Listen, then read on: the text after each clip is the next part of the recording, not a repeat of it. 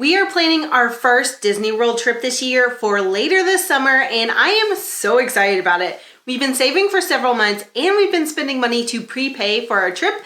And today I'm gonna go over a couple different things. I'm gonna share what we've spent so far, what we're planning, and what my thoughts are on the process as a person that's never been to Disney World before, even as a child, what my thoughts are on planning this trip and the cost of it. To start, you probably want to know a little bit about us and our trip so that the numbers make sense. This is definitely going to be a financially focused video on planning for Disney. I am not an expert on going to Disney World. Obviously, I've never been. I have no idea what I'm doing. I'm going based off research online and friends' experience. So I'm not an expert on that, but I do talk a lot about money here at Pennies Not Perfection, my YouTube channel. So I'm going to share my thoughts based around the cost of the trip because that is something that I am finding is really polarizing with people that learn that we're going on a Disney trip because, let's be honest, it's very expensive. So first of all, we are not going on a budget or a cheap trip. This is going to be a substantial trip and something that we have been planning for a while, and we are expecting to cost a good amount of money. It's definitely a more expensive trip. It is the most expensive trip I've planned in my life, and of course that is because there are more people, but even going on an Alaskan cruise several years ago was cheaper than this. So the details of our trip are 2 adults and 2 children going. One of our children is 5 years old, one is going to be 2, so that child gets in free to the park, which is nice, but that is where the kind of discounts for having a younger child stop because we do still have to pay for an airline ticket for him. Speaking of that, we are flying. So we live about, 12 hours away from Orlando. So instead of going on a long car ride, we are going to fly direct. There is one direct flight from Memphis to Orlando, so we are going to fly.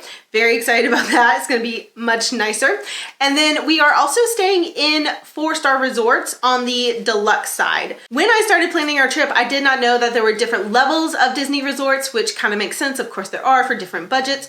So there's definitely a budget, a moderate, a deluxe, and then like a deluxe villa. So we are on the Deluxe side, which is obviously more expensive than value or moderate. And we are staying in a deluxe resort the entire time, and we are going for 8 days and 8 nights.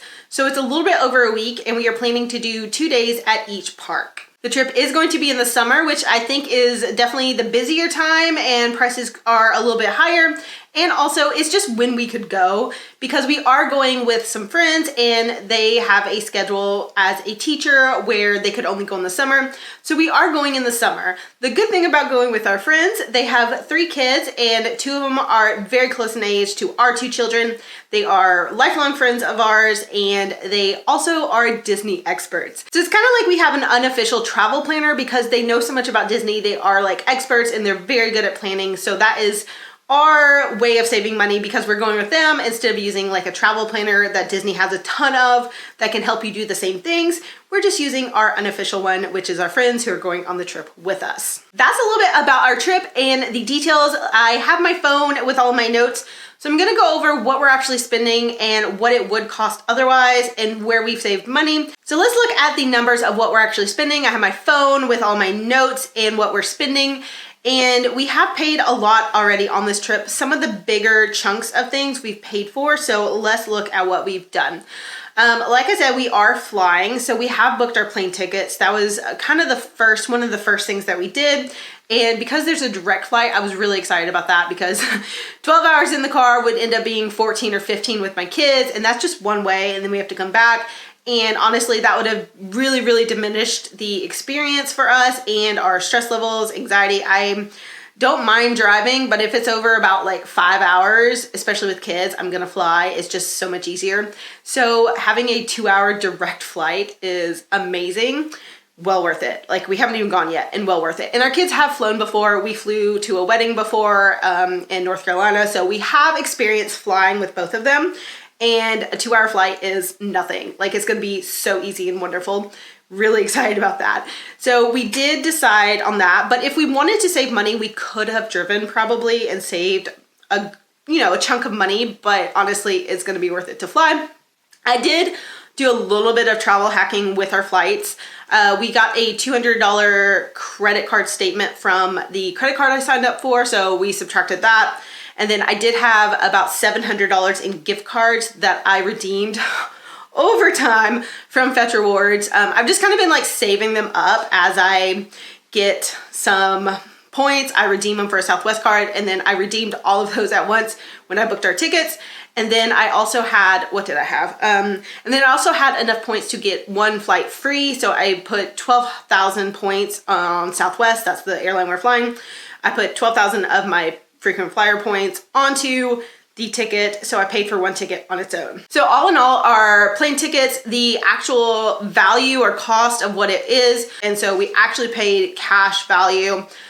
Money from our bank account, we paid $1,158.46. So $1,158. So that's not bad. I feel really good about that. Like having all four of us round trip tickets directly there for a little bit under $1,200 feels okay.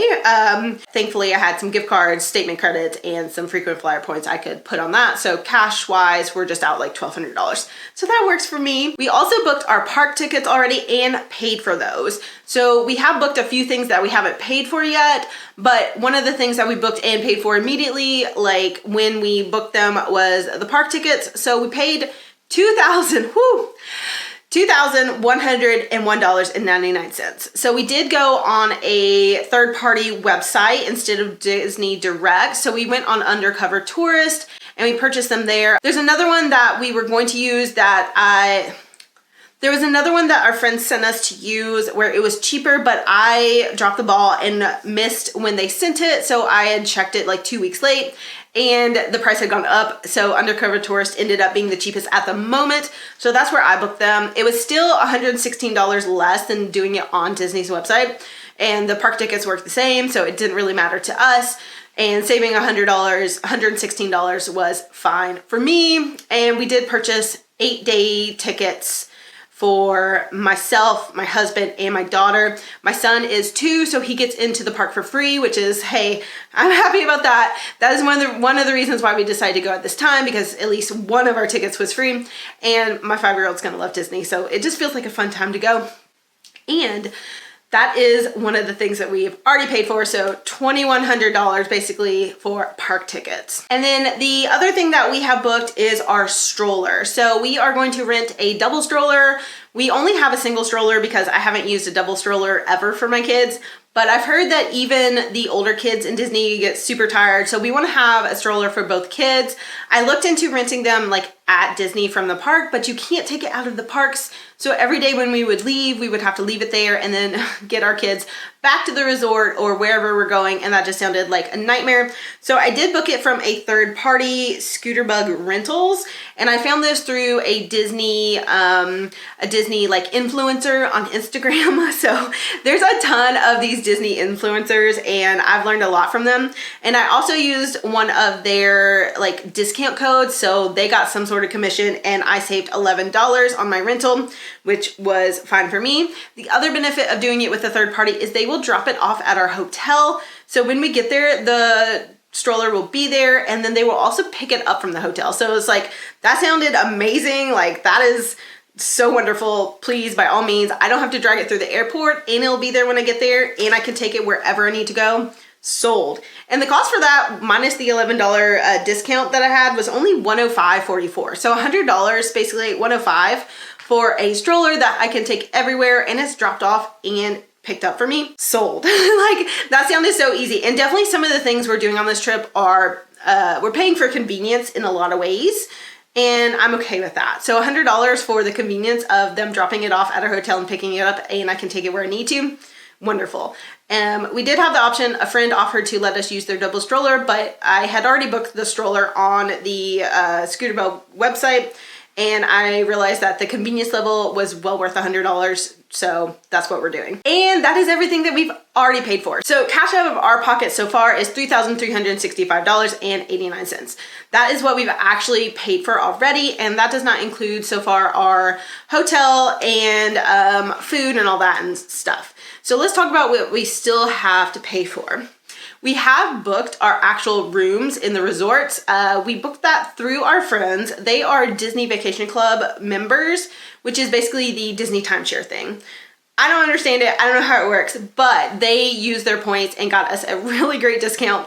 So I'm super excited about that. We're paying way less than what we would pay from just booking it directly, or even on the like discount sites like Expedia and Priceline and all those. I looked at some of those, and even that, the price is way higher than what we're actually paying. So the room is going to be $14.84 for the 8 nights. So when you divide that by 8 nights, it's about $185, $186 per night for these rooms at the Deluxe resort or whatever it is.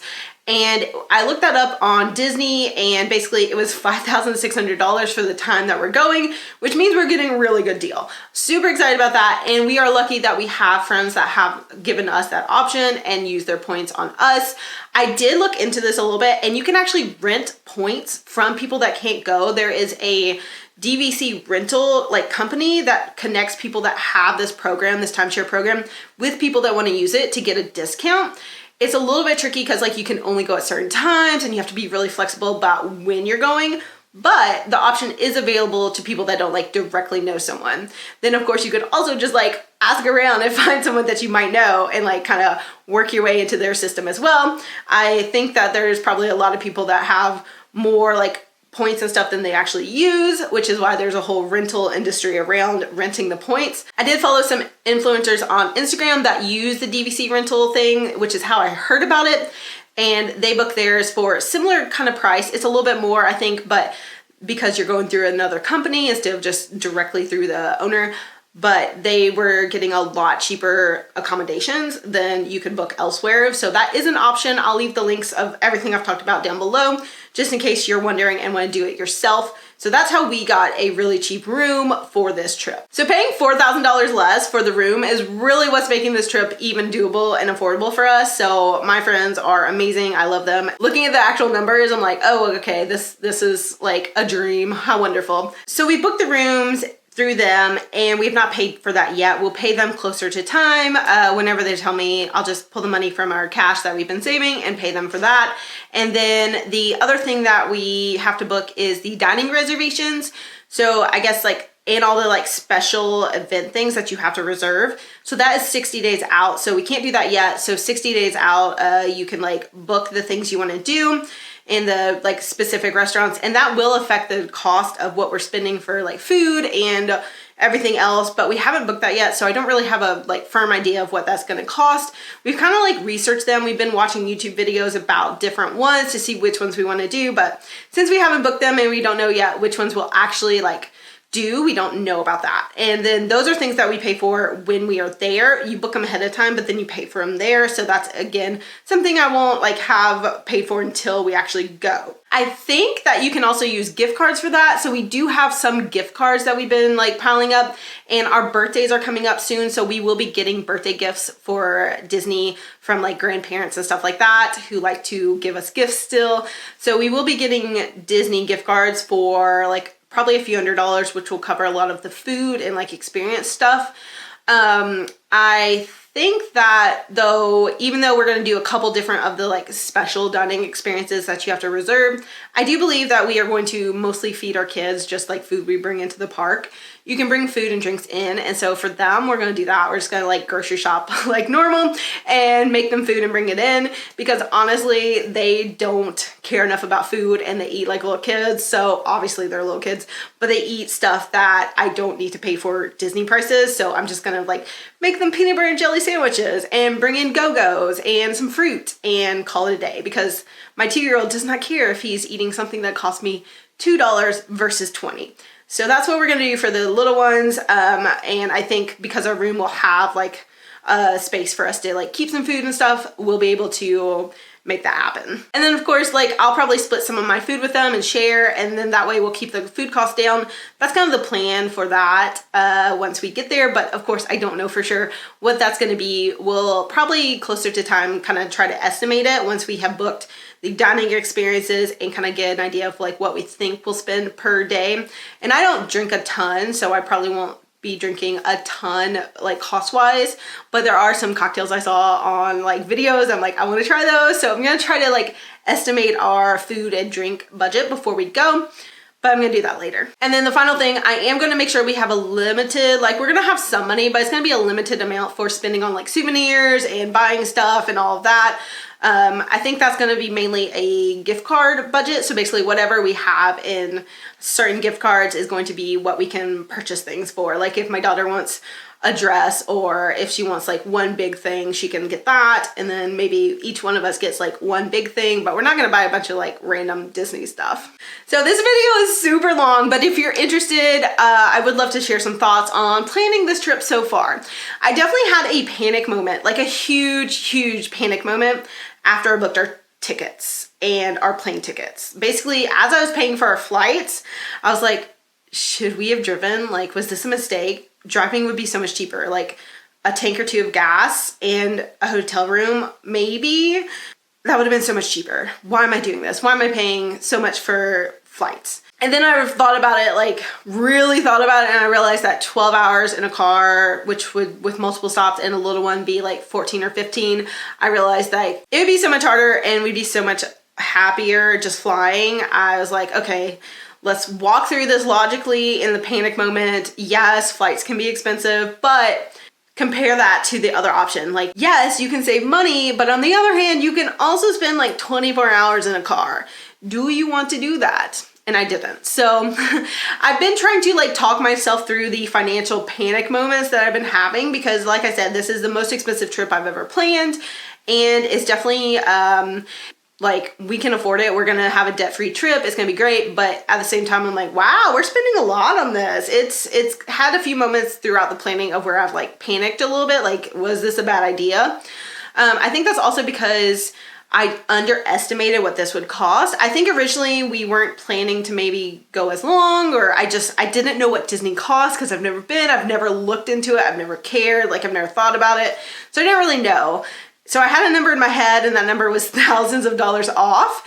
And that's okay, because I'm realizing it's more expensive than just what I thought, but I pulled that number out of nowhere and it was wrong. And that has caused a few like moments of like, oh no, what did I sign up for? So it's definitely more of like, instead of us going on a $5,000 trip, it's more like a $10,000 trip, which is, whoo, that's a lot of money for like 8 days. And you know, that we're not spending the actual $10,000, but that's like the value of the trip. And even that being the like value of it stresses me out because that's expensive. So how are we actually affording this? One way is that we've been saving up money as we've gone. We've been putting money aside. Two, we're actually using our tax return. I mean, let's be honest. We got a tax return this year and we are putting basically all of it toward Disney. So I'll be honest, like we did get a tax return this year and that is what is paying for this trip. We have also kind of cut back on eating out, so we're not eating out as much, and that is going to pay for some of it as well, especially as we get closer to the summer and we want to maybe like save up a little more and buy a few more gift cards for food spending. We will just, every time we don't like go out to eat here, we'll just kind of maybe buy a $25 gift card and add that to our total so that we have a little bit of room to maybe splurge on drinks or food at Disney if we want to. I have been saving up for Disney on my Transfer Tuesday videos. Every week I work on financial goals and I put money toward those goals. I originally had a $3,000 cash goal for Disney in addition to what we've already spent.